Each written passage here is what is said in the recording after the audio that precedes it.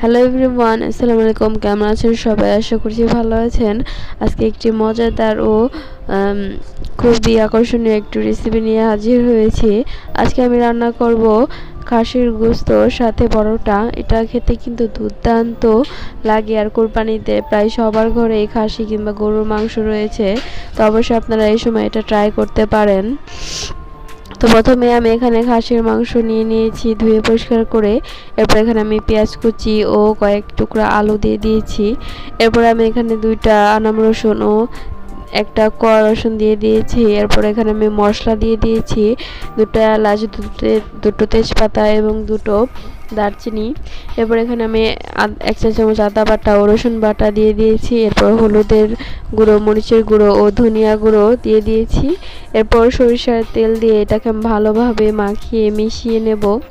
অবশ্যই আপনারা এখানে সরিষার তেল দিবেন, তা না হলে এই খাসির গোশতটা খেতে অতটা টেস্ট লাগবে না। তো অল্প পরিমাণে একটু পানি দিয়ে এটা আমি চুলায় বসিয়ে দেব প্রায় 20 মিনিটের জন্য। 20 মিনিটের ভেতর এটা আমি খুলবো না এবং নাড়াও দেব না। 20 মিনিট পর চলে আসবো। দেখতে পাচ্ছেন এটা প্রায় বলক তুলে এসেছে। এরপর আমি অল্প একটু নাড়া দিয়ে আবার 20 মিনিটের জন্য এটা ঢাকনা দিয়ে ঢেকে দেব।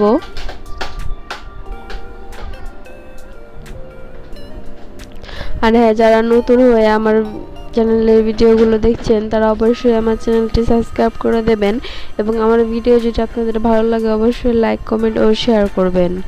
তো 20 মিনিট পর আমি ঢাকনাটা তুলে এটাকে আমি আরেকটু নেড়ে দেব, এবং এটার ভিতর যে ঝোলটা ছিল সেটা সম্পূর্ণ শুকিয়ে এসছে প্রায়। এটাকে আমি আর একটু 5 থেকে 6 মিনিট কষিয়ে নেব এইভাবে নেড়ে চেড়ে।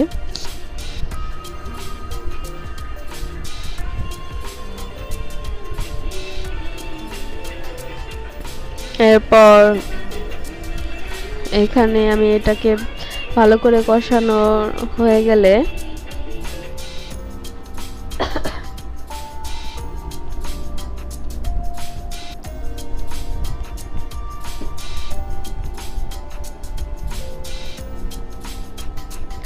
এটা কষানো হয়ে গেলে এখানে আমি 1 কাপ পরিমাণ পানি দিয়ে দিব। যেহেতু এখানে আমি 700 গ্রাম খাসির গোশত নিয়ে নিয়েছি, আপনারা 1 কেজি খাসির গোশত নিলে 1.5 কাপ পানি দেবেন। বেশি পানি দিবেন না, আবার বেশি কমও দেবেন না, তাহলে মাংসটা নরম হবে না। এরপর এটাকে আমি একদম 30 মিনিটের জন্য ঢাকনা দিয়ে ঢেকে রান্না করে নেব। মাঝে মাঝে একটু তুলে আমি হালকা করে নেড়ে এবং হালকা লবণটা টেস্ট করে নেব।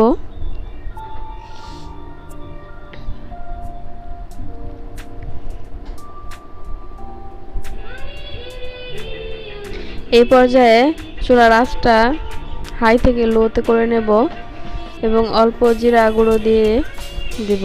এখানে আমি ভাজা জিরেটা দিয়েছি। আপনারা যদি কাঁচা জিরেটা দেন তাহলে অবশ্যই মাংস রান্নার পূর্বে ওই আদা রসুন মশলার সাথে তখন মিশিয়ে মাখিয়ে দিতে হবে। এরপর ঝোল শুকিয়ে নিলে আমি এটাকে নামিয়ে নেব। ব্যাস, তৈরি হয়ে গেল আজকের এই মজাদার এই রেসিপিটা। দেখতে পাচ্ছেন কতটা সুন্দর ও আঠা আঠা হয়েছে, একটু এক্সট্রা ঝোল রাখিনি। আর এটা পরোটা দিয়ে খেতে কিন্তু খুবই ভালো লাগে। আপনারা অবশ্যই বাসায় এটা ট্রাই করবেন, এবং ভালো লাগলে আমাকে অবশ্যই কমেন্ট করে জানাবেন যে এটা কেমন হয়েছে। তো আজকের মতো এই পর্যন্তই। সবাই ভালো